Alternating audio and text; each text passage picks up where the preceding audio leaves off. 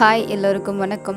இன்றைக்கி முட்டை மசால் எப்படி ஈஸியாக டேஸ்டியாக செய்கிறது அப்படின்னு சொல்லிட்டு தான் பார்க்க போகிறோம். அதுக்கு முட்டையை பாயில் பண்ணிவிட்டு இது மாதிரி தோல் உரித்து கீரி எடுத்து வச்சுக்கோங்க.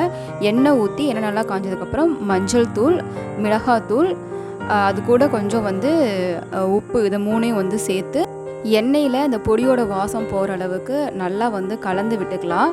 இப்போது பாயில் பண்ணி வச்சுருக்கிற எக்கையும் இதில் ஒவ்வொன்றா சேர்த்து இந்த காரெல்லாம் முட்டையில் நல்லா இறங்குற அளவுக்கு அடுப்பை லோ ஃப்ளேமில் வச்சுட்டு ஒரு 2-3 நிமிஷம் நல்லா கலந்து விட்டுக்கலாம்.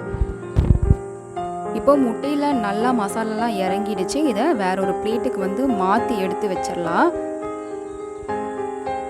வேறு ஒரு பாத்திரத்தில் எண்ணெய் ஊற்றி எண்ணெய் நல்லா காஞ்சதுக்கு அப்புறமா சோம்பு சேர்த்து, சோம்பு பொரிஞ்சதுக்கப்புறம் கருவேப்பிலையில் சேர்த்திக்கலாம்.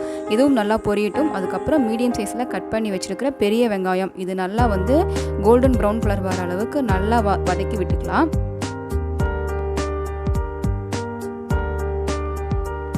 இப்போது இது கூட 1 ஸ்பூன் அளவுக்கு இஞ்சி பூண்டு பேஸ்ட்டு சேர்த்து இதனோட பச்சை வாசம் போகிற அளவுக்கு நல்லா கலந்து விட்டுக்கலாம். ஒரு மீடியம் சைஸ் தக்காளி பழத்தை இது மாதிரி நல்லா ஃபைன் பேஸ்ட்டாக அரைச்சி இது கூட சேர்த்திட்டு கல்லுப்பு கொஞ்சம் சேர்த்து நல்லா வதக்கி விட்டுக்கலாம்.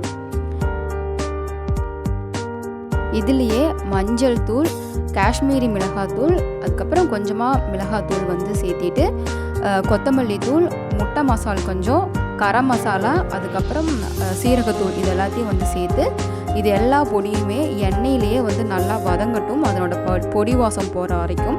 அதுக்கப்புறமா இது கூட கொஞ்சம் தண்ணி சேர்த்துட்டு 1 கப் அளவுக்கு தயிர் நல்லா அடித்து இது கூட சேர்த்து நல்லா கொதிக்க விட்டு எடுத்துக்கலாம்.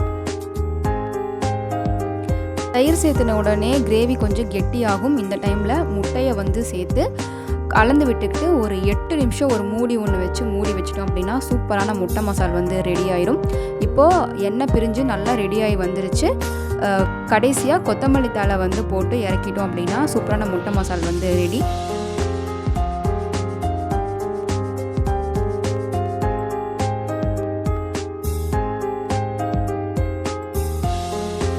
கொஞ்சம் சாதத்தோடையோ இல்லை சப்பாத்தி, தோசை இது மாதிரி கூட சேர்த்து சாப்பிட்றதுக்கு ரொம்பவுமே டேஸ்ட்டாக இருக்கும்.